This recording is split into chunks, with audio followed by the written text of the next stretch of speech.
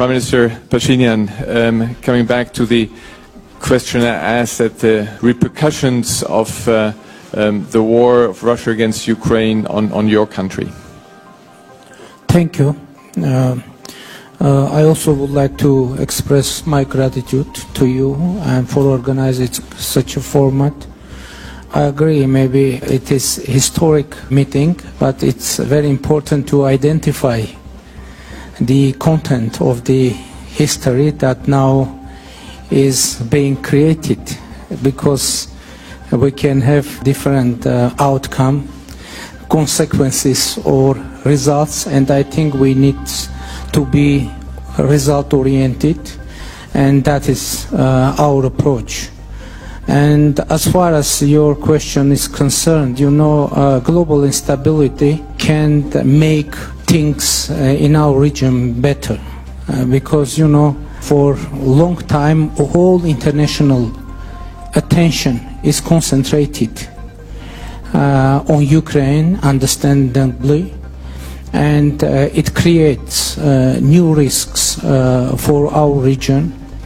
And it's very important to keep the international attention to our region as well, because I think there are many risks to be managed. What is our approach to this whole situation?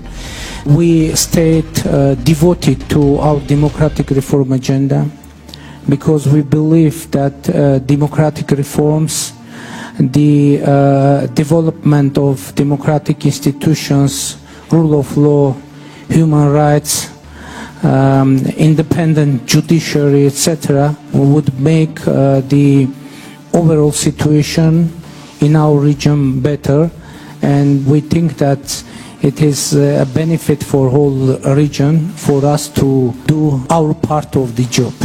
You mentioned also, President Pashinyan, that you are helping in Turkey also now in the face of this horrible earthquake. Do you see a perspective that between Armenia and Turkey, what we have been looking for over many years, decades, that there is actually an improvement of relations? At some stage we were close to getting rid of the blockade, and where do you stand there? Is there a perspective that out of this horrible crisis, this catastrophe, humanitarian catastrophe, something good may come out in your relationship? Deciding to send humanitarian aid and rescuers to Turkey, we had humanitarian motivations only, because millions of people suffered next to us, and but in the process we see quite positive reaction from the Turkish government, and if this step will have political results as well, it's better. But our initial motivation purely humanitarian, and as we announced, we are ready to provide as many humanitarian support as it is in our capacities, and we are ready to do that. As far as political dialogue is concerned, to be honest, before earthquake, we had political dialogue through the special envoys, and I believe that in reality this dialogue was very important. I mean, in the creating atmosphere where these decisions were made, and I believe that through this humanitarian conversation and communication, maybe the opportunities for concrete political decisions will be higher. Especially, Minister, you mentioned visited Turkey, and some political arrangement were mentioned there, and we are ready to go forward, because we believe that really the establishment of diplomatic relations with Turkey and the opening of our border would be very positive, not only in terms of our regional situation, but for international situation as well. Now, let me come to the elephant in the room, if you allow me. This is, of course, the question that President Aliyev alluded to at the very beginning, the war that started, is it 2 years ago already? And we see a situation which is still very critical.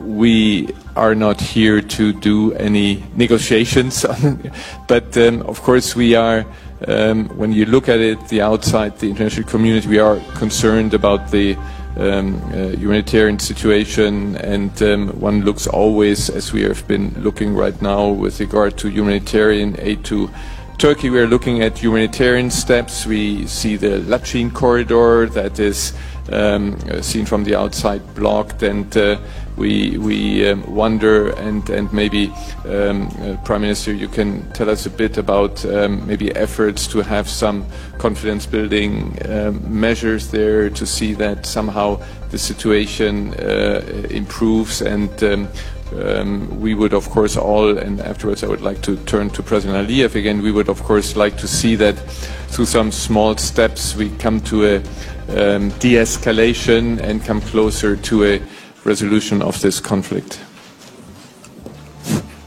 Thank you. You're right.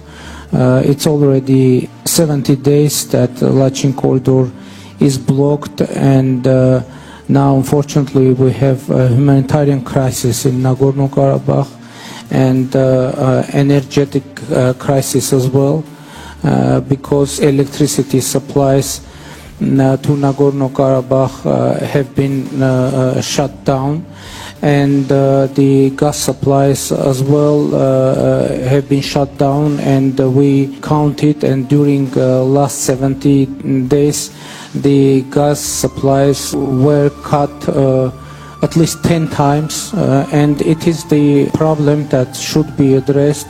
And our position is that in the trilateral statement from 9 November 2020, we have very precise provisions connected with Lachin corridor, and according to that statement, it is the obligation of the Azerbaijan and Russian peacekeepers to keep Lachin corridor operable.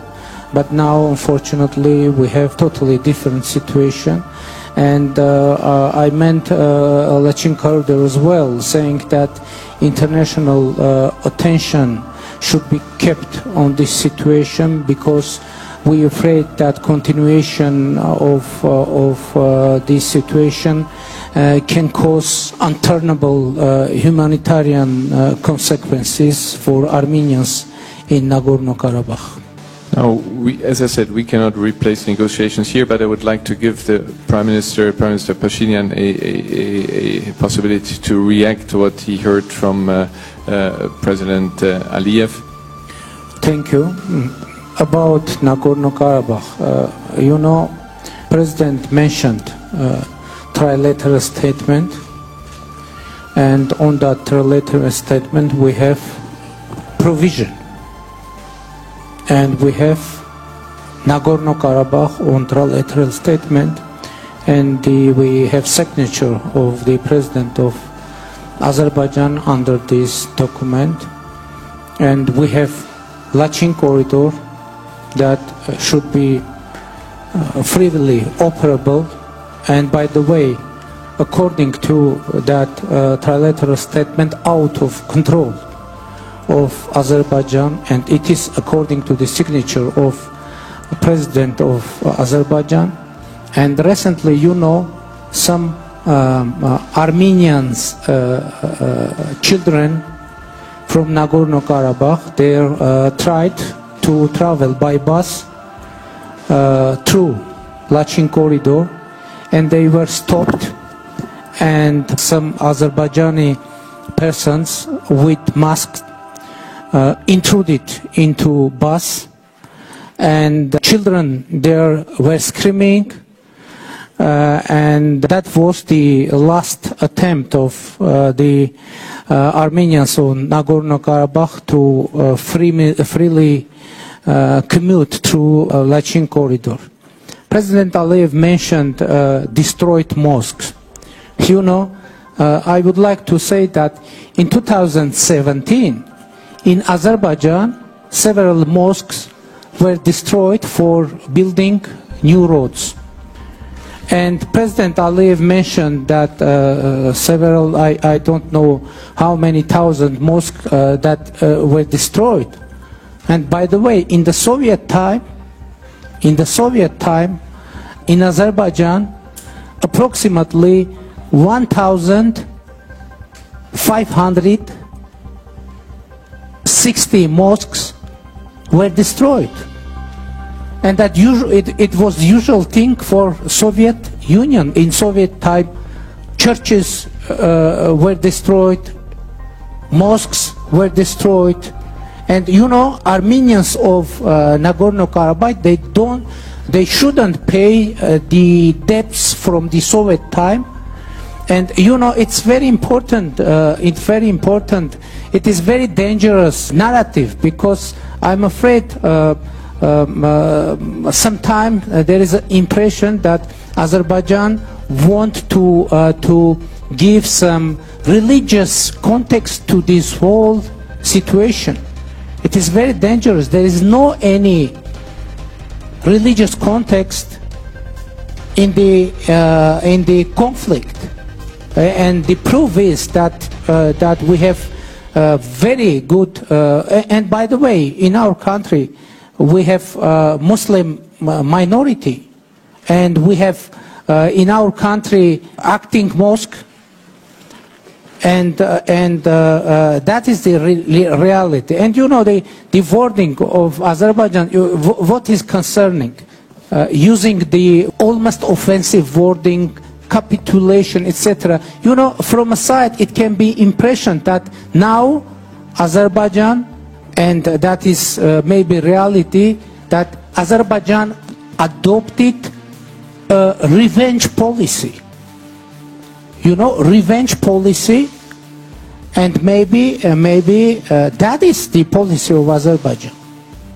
But as it was mentioned, we have very complicated history, and I just said, yes, maybe it is historical meeting, but for what purpose we want to use this? For inflaming intolerance, hate, aggressive rhetorics in our region, or in opposite, we want to use this platform for making things better. We think that this platform vote to be used for constructive purposes. Of course, we can now tell many stories of enmity, but what is the meaning of our leadership? To deepen that enmity, or to use our capacities, our authorities, our mandates. I'm proud that I've been able, our government was able, even after the devastating war, to have free democratic elections in our country that was worldwide acknowledged as free, democratic, and transparent, and competitive.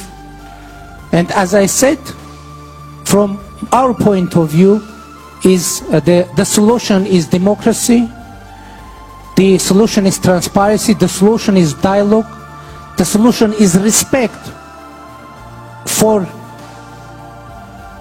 all countries in our region. And we are ready to work to that direction. Thank you.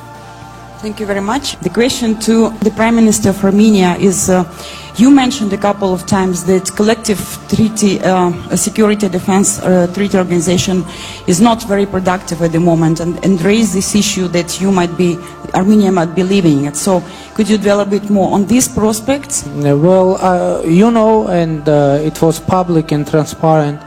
We have some concerns connected with the CSTO, and we raised those issues with our partners, and actually we made it public, and we are working, and the concerns are there in the place, and we are working to address all the issues that and all the questions and concerns that we have.